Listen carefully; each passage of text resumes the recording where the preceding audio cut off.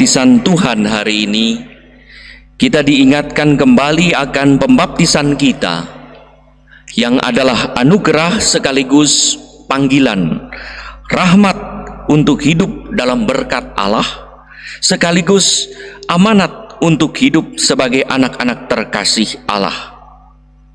Pembaptisan adalah pintu yang membuka kita pada hidup penuh rahmat, di mana kita bisa menikmati rahmat sakramen yang lain. Karena pembaptisan kita bisa merayakan Ekaristi, pengakuan dosa, penguatan dan sakramen pengurapan orang sakit, serta sakramen perkawinan bagi pasutri dan sakramen imamat bagi para imam.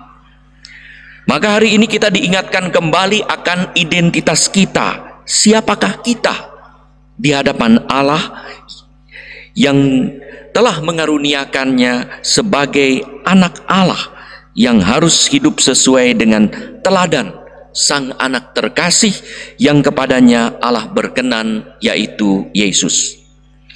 Yesus berkenan kepada Allah karena ketaatannya kepada Allah sejak awal, bukan di akhir perjalanan hidupnya, tetapi sejak awal disposisi batinnya, hatinya, budinya, energinya selalu terarah kepada Allah. Maka ia berkata dalam Yohanes 4:33, makananku ialah melakukan kehendak Dia yang mengutus aku dan menyelesaikan pekerjaannya. Hati dan budinya selalu terarah kepada Allah, maka hidupnya, energinya dibaktikan hanya untuk mewujudkan kehendak Allah. Saudara-saudari yang terkasih, Yesus adalah anak Allah karena kodratnya sebagai putra Allah. Sedangkan kita menjadi anak Allah karena diangkat karena rahmat Allah. Bukan karena jasa kita, kata Paulus dalam bacaan kedua, tetapi karena rahmat Allah semata-mata kita disucikan dan dikuduskan karena pembaptisan, diangkat menjadi anak-anak Allah, dimateraikan seumur hidup sebagai anak Allah. Maka pembaptisan kita hanya boleh dilakukan satu kali untuk selamanya. Sekali orang dibaptis sah Katolik atau sah secara Kristen, ia tak bisa dibaptis ulang dengan alasan apapun. Maka orang Kristen yang pembaptisannya diakui oleh gereja Katolik karena menggunakan forma aku membaptis kamu, disebutkan namanya dalam nama Bapa, Putra dan Roh Kudus, dan dicurahkan air, ada air mengalir pada dahi, maka pembaptisan itu sah, dan siapa saja yang dibaptis dengan cara itu diakui oleh gereja Katolik, ketika masuk menjadi Katolik tak perlu dibaptis lagi. Pernah ada seorang bapak katekumen di suatu paroki di luar kota di Keuskupan Bandung ini berada dalam sakratul maut. Anak-anaknya meminta agar ayahnya segera dibaptis. Melihat keadaan itu, memang perlu dibaptis dalam keadaan darurat. Kebetulan pastor parokinya tidak ada, sedang ada di Bandung. Ya. Lalu setelah berkomunikasi, lalu diizinkanlah katekis membaptisnya, dan baptisannya itu sah. Ajaibnya, setelah dibaptis bapak itu berangsur pulih. Saat sembuh total, ia minta dibaptis lagi oleh pastor paroki.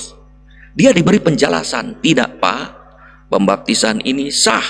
Orangnya juga bertanya kepada saya, tidak sah, tetapi kecewa. Nggak mau, pokoknya saya mau dibaptis lagi. Kalau tidak dibaptis lagi, saya tidak mau ke gereja. Tidak bisa. Sekali dibaptis sudah dimateraikan, maka baptisan itu sah oleh siapapun kalau mengikuti keadaan sesuai dengan ketentuan-ketentuan yang berlaku dan bermateraikan sama dengan menjadi anak Allah selamanya. Hanya dalam keadaan darurat seorang yang bukan imam bisa membaptis. Saudara-saudari yang terkasih, Yohanes membaptis dengan air sebagai tanda pertobatan, dan itu dikatakan dalam Lukas 3 ayat 3, bertobatlah dan berilah dirimu dibaptis dan Allah akan mengampuni dosamu. untuk mempersiapkan orang agar percaya pada Yesus Putra Allah yang akan membaptis dengan Roh Kudus dan dengan api. Saat Yesus datang dan minta dibaptis, sebetulnya Yohanes menolak. Kita ikuti dalam Matius 3 misalnya. Yohanes berkata, "Akulah yang perlu dibaptis olehmu." Yohanes sadar bahwa Yesus bersih tanpa dosa, tidak perlu dibaptis. Dia, Yohanes Pembaptis, adalah manusia yang perlu bertobat juga. Lalu Yesus menjawab, "Biarlah hal ini terjadi," artinya baptislah. Karena demikianlah sepatutnya kita menggenapkan seluruh kehendak Allah. Dan luar biasa, kita bersyukur atas peristiwa pembaptisan Tuhan. Dengan pembaptisan Tuhan, surga yang jauh dibawa ke bumi untuk makin dekat dengan manusia. Dan nanti melalui pembaptisan kita dibawa untuk makin dekat ke surga. Yohanes pun menurutinya. Yohanes tahu bahwa saat ia membaptis Yesus, yang disucikan bukanlah Yesus, tetapi dirinya sebagai pembaptis. Biasanya yang disucikan itu adalah orang yang dibaptis, tetapi kini dalam hal Yesus bukan orang yang dibaptis, tetapi sang pembaptis itulah yang disucikan. Dengan pembaptisan Yesus di Sungai Yordan, Yesus mau menyucikan seluruh alam ciptaan. Air Sungai Yordan disucikan hingga menjadi simbol bagi air baptis yang dicurahkan pada dahi kita. Dengan dibaptis, Yesus yang tanpa dosa menempatkan diri pada posisi orang berdosa untuk membawa manusia keluar dari dosa. Maka dengan pembaptisan, dosa kita, dosa asal kita dibersihkan. Dosa kita mati, dikubur bersama dengan kematian Yesus, maka disimbolkan dengan ditenggelamkan dan bangkit kembali kita sebagai anak-anak terang bersama dengan pembangkitan Tuhan yang diharapkan hidupnya berkenan kepada Allah, yaitu tetap hidup bersih jauh dari dosa. Kapan kita hidup bersih jauh dari dosa, tanpa dosa lagi? Ketika kita sudah dibersihkan di api pencucian. Pada saat itulah kita dikatakan oleh Tuhan, "Engkaulah anakku yang kukasihi, kepadamulah aku berkenan." Bagi Paulus dalam bacaan kedua, kasih karunia itu mendidik kita agar meninggalkan kefasikan dan keinginan-keinginan dunia, dan agar kita hidup bijaksana, adil, dan beribadah di dalam dunia sekarang ini. Saudara-saudari yang terkasih, apakah kita layak mendengar suara dari surga, pengumuman dari Bapa, Allah Bapa, bahwa kita dinominasi sebagai anak yang dikasihi Allah, yang kepadanya Allah berkenan kepada kita? Padahal itu direservasi, dicadangkan setelah kematian kita. Yesus pada saat hidup sudah dinyatakan karena sejak awal ia sudah terarah hatinya kepada Allah. Sedangkan kita diumumkan sebagai hasil dari perjuangan, dari hidup dan rahmat yang diberikan Tuhan kepada kita. Kapan? Apakah kita layak? Sekarang ini? Siapa tahu.